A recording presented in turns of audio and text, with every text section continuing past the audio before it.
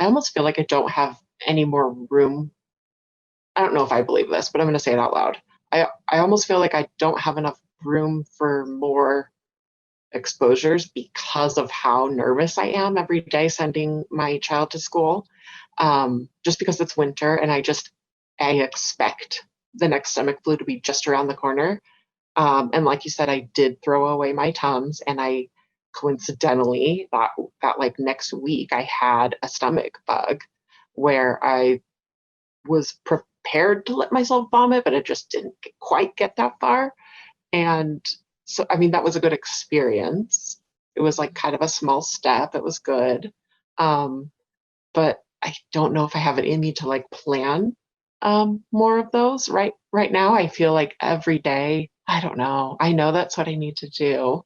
Like, for example, Well, need to go out and drive up to the mountains without Dramamine and just, yeah, as a passenger, just drive around and feel nauseous and just do it. Um, yeah, that's a great exposure. So, but every day you have an incidental exposure when your yeah, child goes to school. yeah. So, um, are you relating to that incidental exposure as though it's an opportunity? I'm trying, and I mentioned this in huddle, but I recently just realized the subconscious thoughts that are going through my head all day and how I'm not challenging them enough. I do need to keep trying to do that or figure out how to do that. And the example was, if my coworker has a kid who's sick and I know she has two kids, I just automatically think to my comfort, I reassure myself and comfort myself by saying, well, I only have one kid, so we're going to have to deal with half the sickness. And that was not something that I was realizing that I was doing until recently. And so you suggested that when that thought pops into my head, that I say, well, I'll probably get it from her kid, or my my kid will probably get sick twice as much, just to be sassy and silly. Um, so I do think it's in those everyday intrusive thoughts that I didn't notice before, that I have the opportunity to fight back. And I remember Ken, when he was consulting with you about me, said that, and I think he was talking about more my trauma than my, but whatever. I mean, it's also integrated. Um, but he was suggesting that I say all day long, um, I will not exaggerate risk and I will not underestimate my ability.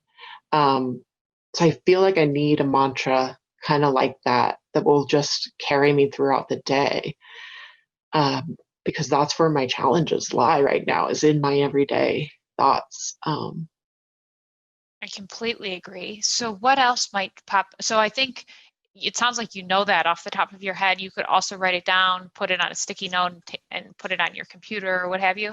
But when else is that relevant? Like what other thoughts might pop into your head throughout the day that you kind of silently self-reassure, or you ask someone else for reassurance? When do those thoughts happen? um, I don't know. Yesterday I was particularly sensitized. I think it happens every time after a holiday where you've had a couple days together as a family, and for some reason I think, oh, we're safe now. And then Monday comes and you send your kid back to school, and there's a whole week ahead and another week and another week, and I'm like, oh no. So I think that's maybe why I was really sensitized yesterday. But I just felt, I felt it in my body, I felt it in my mind. I just felt so scared. And so I pulled up, I have some sticky notes. I don't have that Ken quote particularly yet, but I have another one, and it says, just let go of control. And I just kind of stared at that sticky note like it was a life raft. Like I was like, yes, that's it. I'm just trying so hard to control, to make everything, nothing happen that's bad. And I just need to let go. I'm just like trying so hard to keep my family afloat. I mean, that's what it feels like. Um, but it's not what's happening. And what does that mean to you when you think to let go of control and you actually let yourself do that? What happens in your body and what happens in your mind? Um, I feel like it's such a it's a nice feeling because it's like just give it up. It's not up to you. Um I tell that to myself. Like you don't have to do anything. You can relax and just let life happen. Like there in fact you can't do anything because you can't predict the future. Um and you don't have to. So just and I like my sticky note that says it's just a feeling, not a forecast. Like, I don't know what's going to happen, and I just need to just relax and wait. Cross that bridge when you come to it, kind of thing.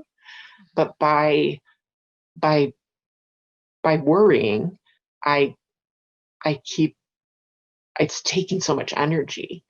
And so the idea that I could let go of control is like a breath of fresh air. It's like, oh, really? I can? Okay.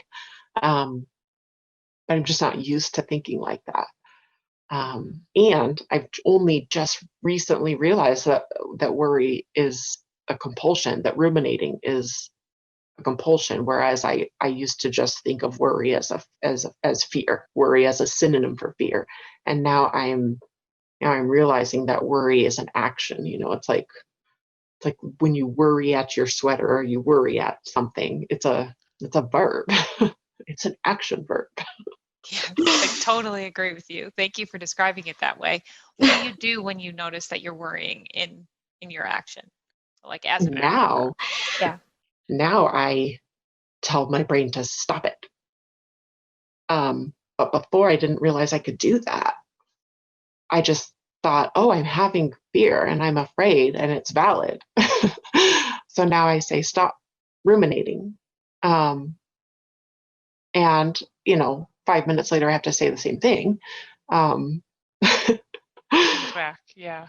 But it's going to take a lot of practice. so you can think about it as a mindfulness practice of um, you try to bring yourself to the present and then your mind drifts away and you bring yourself back. So in this case, like it's a ruminative mindfulness in the sense that where your mind goes back to is the rumination or the worry, but you can still just say, and come on back to the present moment. Basically that anything that my mind is attaching itself to in this moment isn't um, isn't helpful or isn't necessary, or it's something that I can think of at another time. I'm going to bring myself back right now. Is that Yes. kind of how you think about it? Yes. And it sounds so simple when I say it, but it's so hard. I mean, it's not hard to do that. It's hard to remember to do that, I think.